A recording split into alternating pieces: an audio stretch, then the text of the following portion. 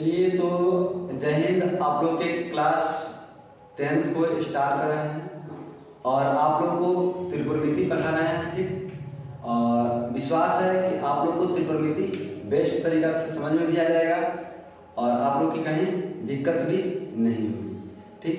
तो आप लोग को बिना टाइम लगाए हुए हम स्टार्ट करते हैं। आप लोगों को प्रश्नावली 8 जो त्रिकोणमिति होता है, त्रिकोणमिति, ठीक। त्रिकोणमिति आप लोग के प्रश्नावली जो है यह चैप्टर नंबर आप लोग का 8 है और आप लोग को उम्मीद भी करते हैं कि त्रिकोणमिति बढ़िया से समझ में आ जाएगा, ठीक। तो देखिए त्रिकोणमिति सबसे पहले होता क्या है, ठीक। तो यह हम लोग के अंक गणित में पढ़ना होता है त्रिकोणमिति। तो देखिए त्रिकोणमिति तोड़ते हैं। त्रि मान होता है आप लोग को 3, त्रि माने हुआ 3, कोण के मतलब तो आप लोग कोण समझते करते हैं और मिति के मतलब आप लोग को माप होता ही है। त्रि माने 3, कोण माने कोण, मिति माने माप, यानी इसका मतलब होता है कि 3 कोण के माप करते हैं। यानी किसी भी त्रिभुज, एक त्रिभुज होगा और 3 कोण आप लोग को किसी ना किसी त्रिभुज में होगा, किसी न किसी त्रिभुज में होगा, ठीक। तो उस त्रिभुज के तीनों कोणों के बारे में और साथ साथ आप लोग के तीनों भुजाओं के बारे में पढ़ेंगे, अध्ययन करते हैं, तो उसे कहते हैं आप लोग का त्रिकोणमिति। त्रिकोणमिति पुनः देखिए, त्रि माने 3, कोण माने कोण, मिति माने माप, ठीक। तो इसका मतलब कि 3 कोण त्रिभुज में मिल सकता है। तो किसी त्रिभुज के 3 कोण तथा तीनों भुजाओं के बारे में, माप के बारे में अध्ययन करते हैं, तो उसे कहते हैं त्रिकोणमिति, उसे कहते हैं त्रिकोणमिति, ठीक। त्रिकोणमिति ये भी कहता है कि आप कम से कम हमको 3 बार कोशिश कीजिए तब कहीं जाइए, बिना 3 बार कोशिश किए आप नहीं जा सकते हैं, ठीक। तो देखिए, और इसमें भी बात करेंगे कि त्रिकोणमिति में हम कौन से त्रिभुज के बारे में बात करते हैं। तो त्रिकोणमिति में हमेशा हम समकोण त्रिभुज के बारे में बात करते हैं। त्रिकोणमिति में हमेशा हम समकोण त्रिभुज के बारे में ही बात करते हैं। या आप लोग के लिए समकोण त्रिभुज, जब तक यहाँ 90 डिग्री एंगल को नहीं दर्शाए तो हम त्रिभुज को फाइनली नहीं कर सकते हैं। देखिए त्रिकोणमिति में हम समकोण त्रिभुज के बारे में अध्ययन करते हैं और समकोण त्रिभुज आप लोग को होता है कि देखिए इसमें 2 कंडीशन कि सबसे बड़ी भुजा, सब लिखते हैं आप लोग को समकोण त्रिभुज को परिभाषित करने के लिए सबसे बड़ी भुजा के वर्ग के बराबर, भुजाओं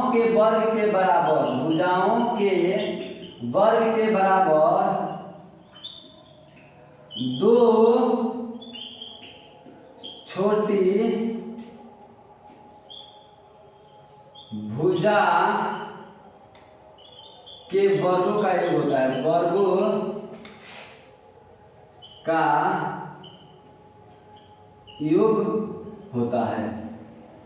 ये कह सकते हैं, देखिए समकोण त्रिभुज में सबसे बड़ी भुजाओं के वर्ग के बराबर 2 छोटी भुजाओं के वर्गों का योग होता है। अर्थात जिस त्रिभुज का एक कोण समकोण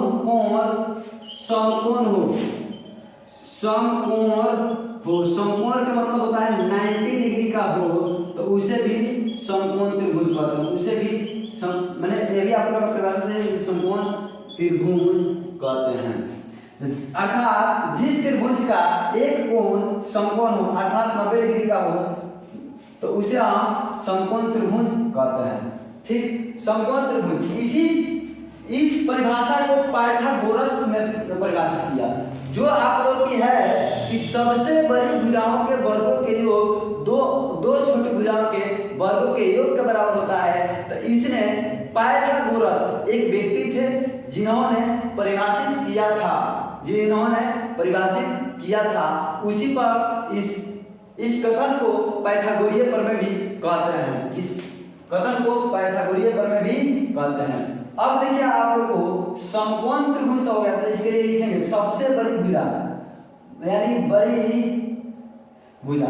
ठीक, तो अब देखिए आप लोग को बता रहे हैं कि सबसे बड़ी भुजा इसमें कौन है। ठीक, तो देखिए इसमें सबसे बड़ी भुजा होता है। ठीक, अब सबसे बड़ी भुजा को कहते हैं समकोण त्रिभुज कहते हैं।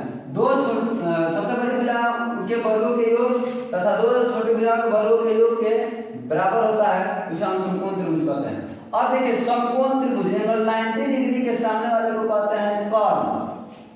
ठीक, आप लोग को थीटा के सामने वाले भुजा को कहते हैं लंब।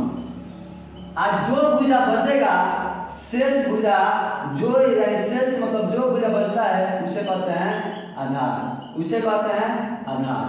तो 90 के डिग्री देखिए यहाँ हम थीटा मान लेते हैं, थीटा मान लिया हम लोग के लिए समकोण है। ठीक, तो 90 डिग्री के सामने वाले को कहते हैं कर्ण। कर्ण कहेंगे यहाँ एंगल है थीटा है, यानी थीटा के सामने वाला जो कोण होता है उसे लंब कहते हैं। तो थीटा के सामने यानी ये वाला आपका लंब होगा।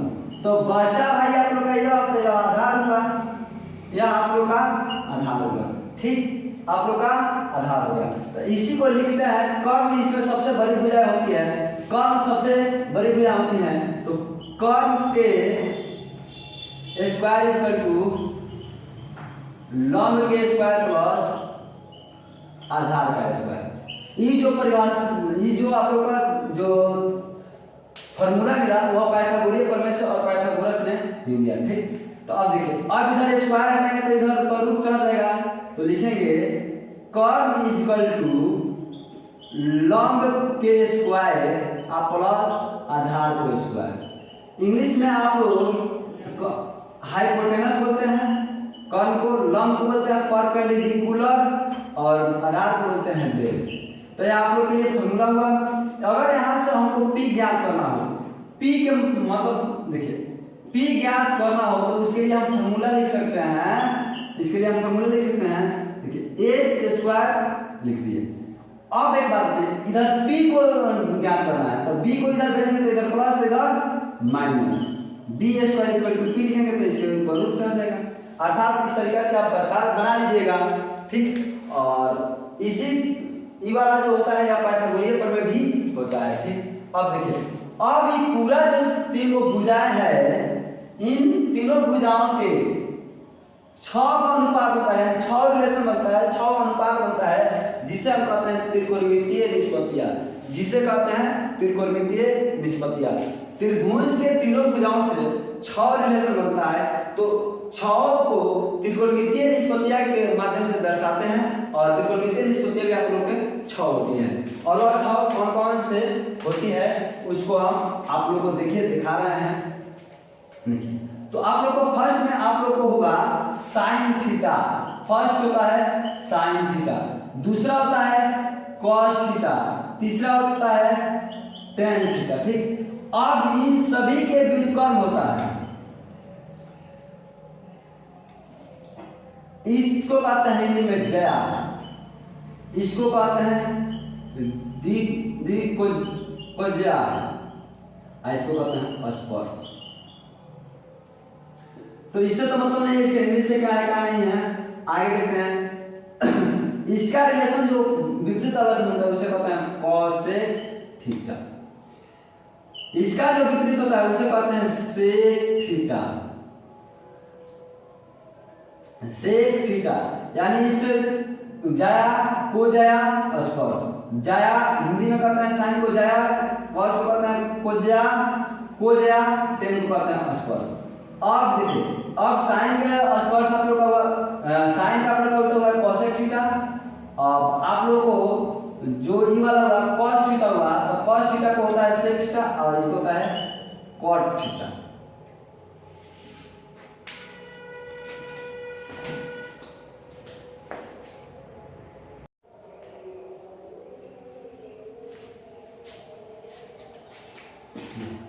ये आप लोग को होता है साइन थीटा, साइन थीटा का उल्टा करते हैं कॉसेक थीटा, cos थीटा को करते हैं sec थीटा और tan थीटा को करते हैं cot थीटा। ठीक, तो यह तो आप लोग का हुआ, लेकिन फार्मूला देखते हैं।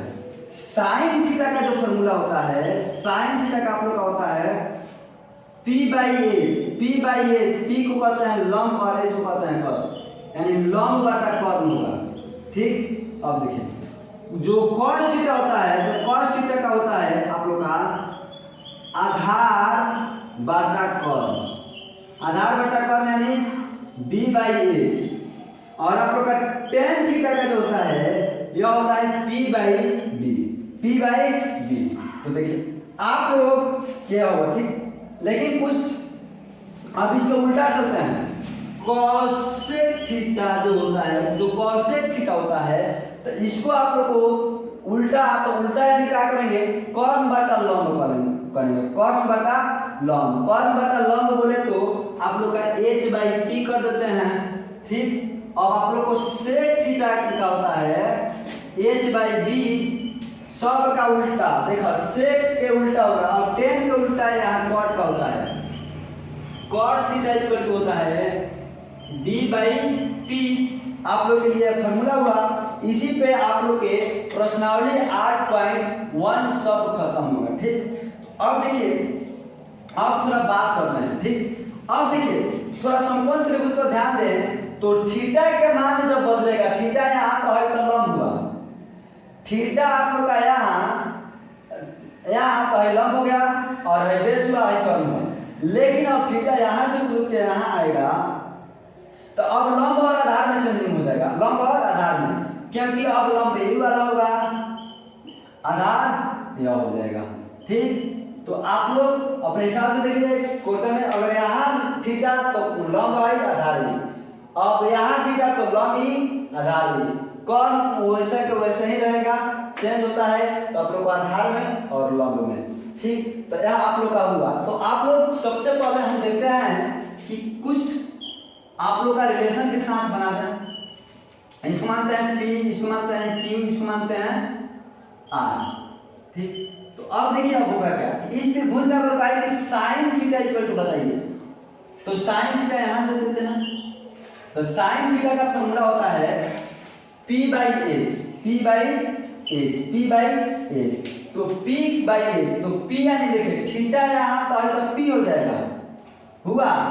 अब इसके सामने जो ई वाला होगा तो ई आप लोग के लिए h हो जाएगा, और आप लोग का b होगा। तो चलिए, तो इसके लिए हम sin थीटा के नाम देखिए, sin थीटा का लिखते हैं p, हम लोग ई वाला भुजा है, ई पूरा भुजा है, तो लिखेंगे pq बटा a चाहिए qr, तो qr।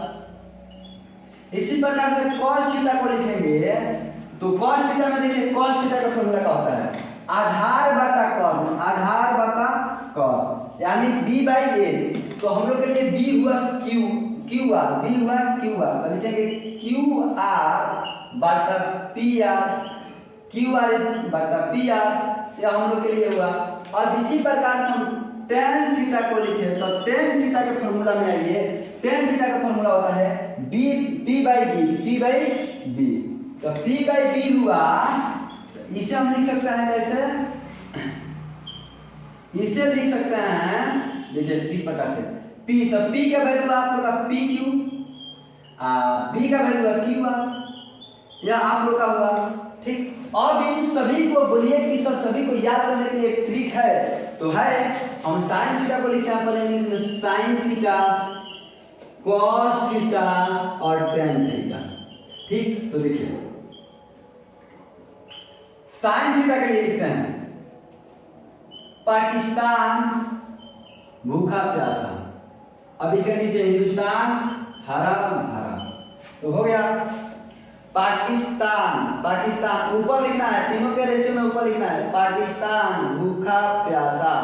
अब लिखेंगे हिंदुस्तान हरा भरा, यानी P4 आप लोग का परपेंडिकुलर और B4 बेस, P जो है परपेंडिकुलर। ठीक, आप लोग की हुआ। हिंदी में याद करने के लिए होता है लाल बटा में का, यानी देखिए इस साइन आप लोग को देता है, ये आप लोग का cos देगा या आप लोग का tan देता है। एन देगा। तो लॉन्ग यानी ला, तो लॉ आ रहा है तो लॉ मतलब है लॉन्ग, लॉन्ग बटा कर, आधार बटा कर और लॉन्ग बटा आधार। यह आप लोग का कंसेप्ट हुआ, ठीक, और फॉर्मूला है। और आप लोग अपने से बनाने की कोशिश कीजिएगा 8.1, और इसके आगे वीडियो डालेंगे आप लोगों को 8.1 पूरा लाइन बाय लाइन क्वेश्चन बनाएंगे, ठीक। और आप लोग चैनल को सब्सक्राइब कीजिएगा, जैसे ही हम 8.1 वाला क्वेश्चन बनाकर वीडियो डालेंगे तो आप लोग के पास नोटिफिकेशन चला जाएगा, ठीक। और अपने दोस्तों को ज्यादा से ज्यादा जोड़े इस प्लेटफॉर्म पे, क्योंकि यहाँ आप लोग को फ्री ऑफ कॉस्ट मिलता है और बेस्ट मिलेगा, ठीक। तो आप लोगों को आज के लिए इतना ही। जय हिंद।